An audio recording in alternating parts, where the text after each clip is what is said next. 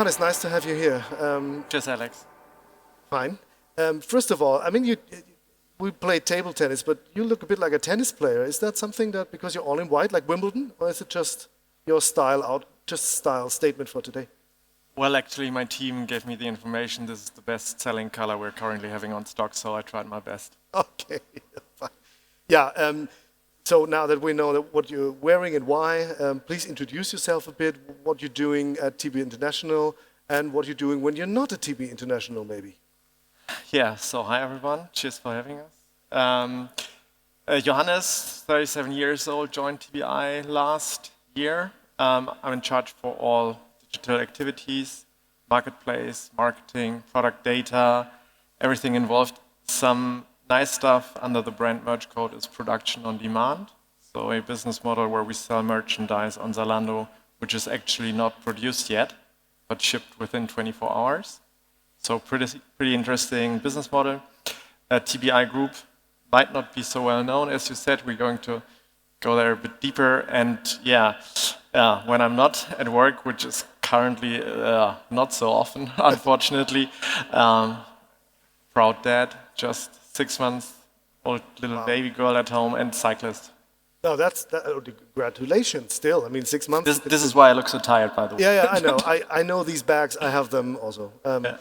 So joined last year, but how did you find your way into fashion retail? I mean, how that happened then? By accident. Okay. So I'm actually coming from a retail family background. My granddad had a brick and mortar store, and the dad of my father was selling trucks to farmers. So when I was 4 years old, I was driving a forklift for the first time in my life, and so I thought, okay, let's go back into retail. After a not so successful step here in Munich at a strategy consulting company. So I went to Pick & Kloppenburg, learned fashion retail in brick and mortar from the beginning, selling shirts on a Saturday morning to customers, tried to really understand the industry. It's now over 10 years ago. Moved then into more fun part of the business, digital, and now fully grasping the potential that the market has, and it's going to be a fun time ahead.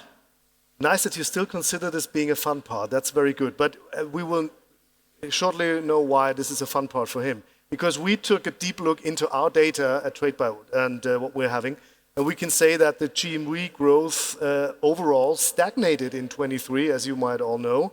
For the first time, the growth rate fell under the double-digit mark and ranks somewhere around 6% or so. But there is, to quote Asterix and Obelix here, for those who know, there's one Gallic village here, right, in this market. And this is TB International. Give you some numbers here. This is really astonishing.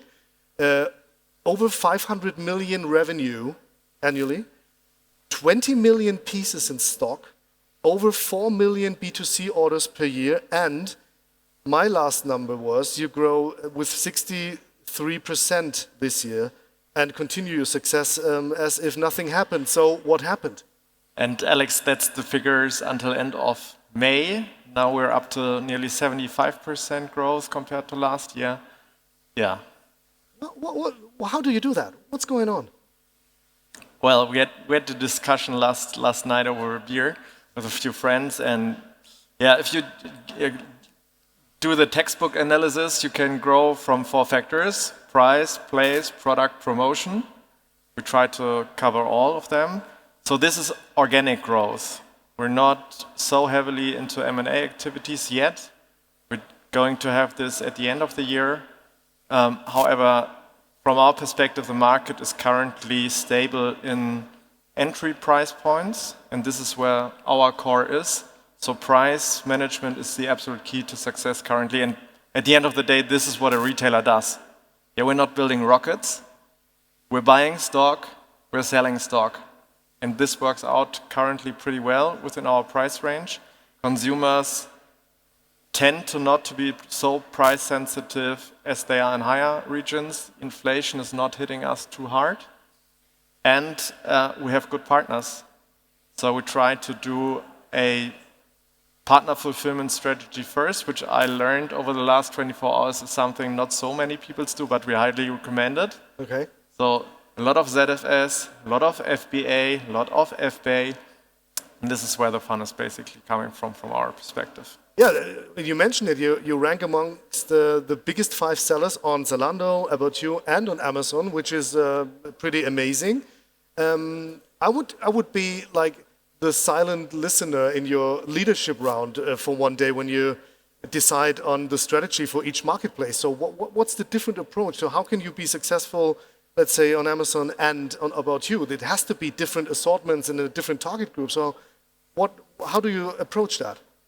Well, we're selling the same merchandise on every platform. We're not differentiating. The key part to basically look at is, again, what's the core function as a retailer? Finding the correct price points for every channel. So a test we always do when hiring new people is asking the question, what do you think, Alex, how much is a shipment for one dress with a 60% return rate until you have sold this article in Belgium? How much is it? 45 euros. Well, okay, it's not that much, okay.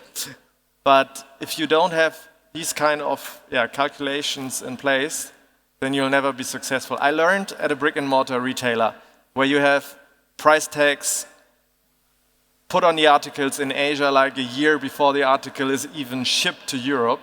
Price decisions are made in a time where you don't know what's going on with the economic situations. We don't do that.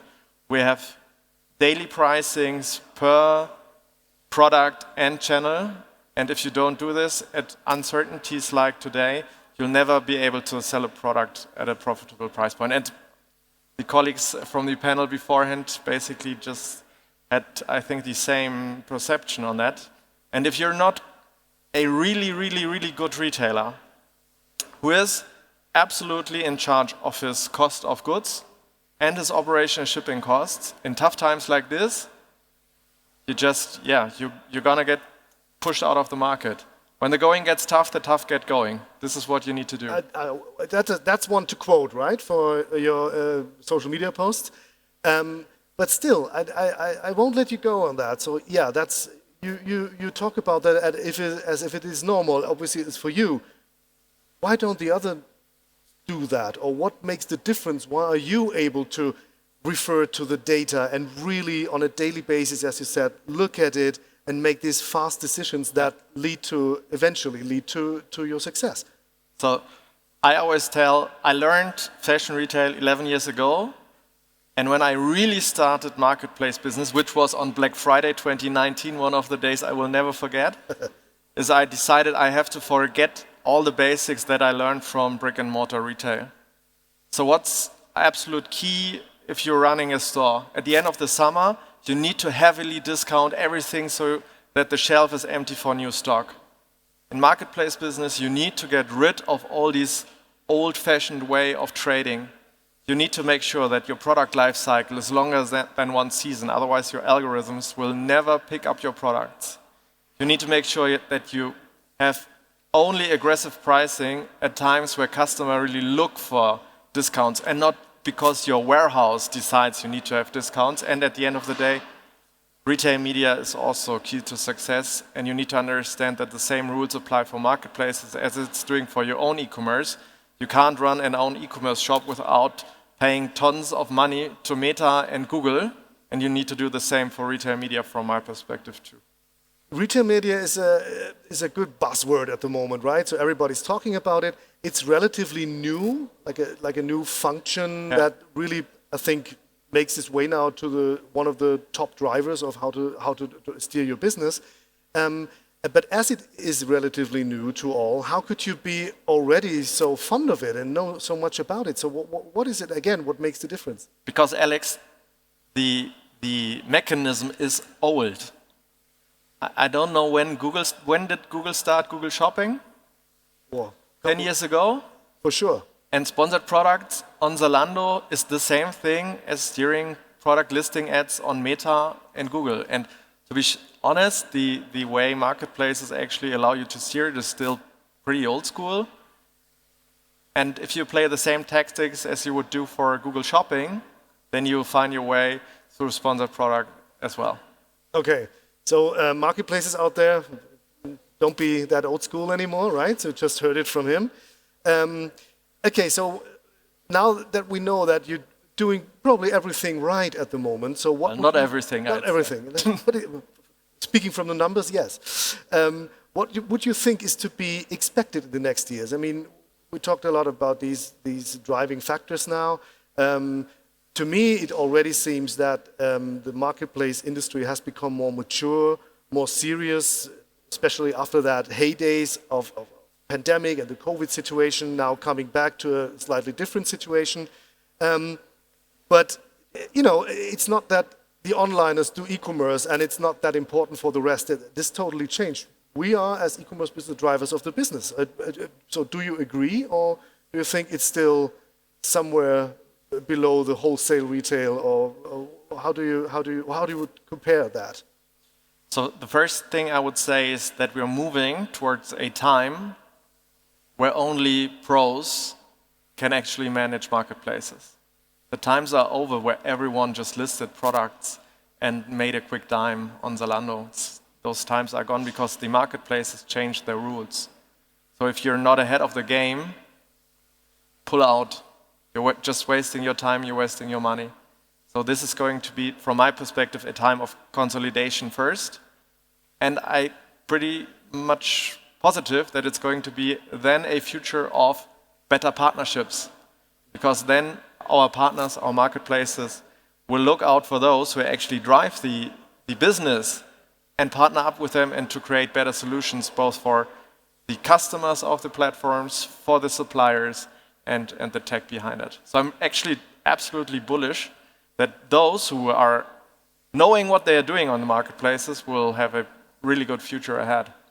Does that mean also that the collaboration with marketplaces for you as a retailer get even closer to really be able to bring it together better? They have to. As you said, it's a people's business. Yeah. You said it this morning. And basically this is why we are all here, I'd say. To connect and at the end of the day to find better solutions together. Fantastic, yeah. Platform business is people business. Speaking about that, so thank you for that part. And that was more platform business. Now we step more into people business. So we wanna learn a bit more about you also. Okay. Who is that guy in white here? So I want to invite you to take the ECD questionnaire with me if you dare to. Okay, go ahead. Okay, go ahead. Shoot. All right, I have 8 questions for you. 8. Okay, that's more than the yes, before it. We have a bit more. So try to answer with your gut feeling, right? And then we try to elaborate why. So I'm very curious. What is your favorite fast food, Johannes? It's something special. It's Japanese noodle soup, ramen. I lived in Düsseldorf for 8 years. There's like a store called Takumi. They have 8 different restaurants within 500 meters. So if you're ever in Düsseldorf, definitely go there. Go for ramen. Yeah. Okay, I love it, but I never heard this answer before. Is this considered to be fast food? So if we would have a Japanese guy here, we would probably. No, I'd say he'd agree. Okay, all right. What's the one thing you own you should throw out? And now don't tell me some white clothes, because obviously you will keep it. Good question. If you ask my wife, then I have too many bikes. Bikes? Yeah.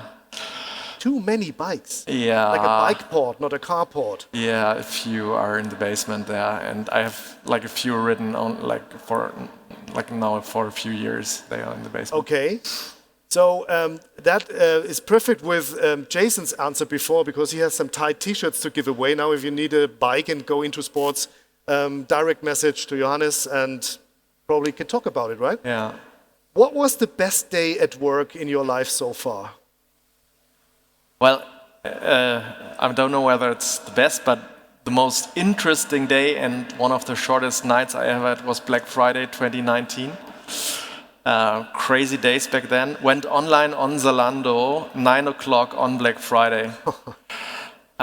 Those were the good old days where there were no code freezes and everyone was, okay, let's just try it out, let's see. And at the end of the day, we sold a few thousand parcels, ruled the new category, because we just listed the articles that day. That was big fun. Wow. First day as a like really relevant trade by customer. That's a major day, I think so. What's your favorite action movie? Stirb langsam, Die Hard 1. Die Hard 1. Best Christmas movie. I totally agree. Yeah. There's nothing else. Yeah. Right? Yeah. Best would be my answer too. Window or aisle? Definitely window, because I sleep before the plane takes off. If it takes off, as we know now. Again, Yeah. Window sitter, all right. What is the most used app on your phone? Time-wise or opening-wise? Is there a difference? Definitely. I'd say time-wise it's Google Maps, because I run it like a few hours every day on a car. Okay, let's go opening-wise. I guess Instagram. What is it? Instagram. It's Instagram. Okay, so we had WhatsApp, Instagram, big social highlights here, of course. All right. You only get one song to listen to for the rest of your life. What is it? Hamburg meine Perle. Okay, we take that. That's fine. Last one, and I'm very curious. Describe your company in 5 words. We are streetwear for everyone. We are what? We are streetwear for everyone. Okay, that's fantastic. Johannes, thank you so much. Big applause for Johannes for these great insights. Thank you so much.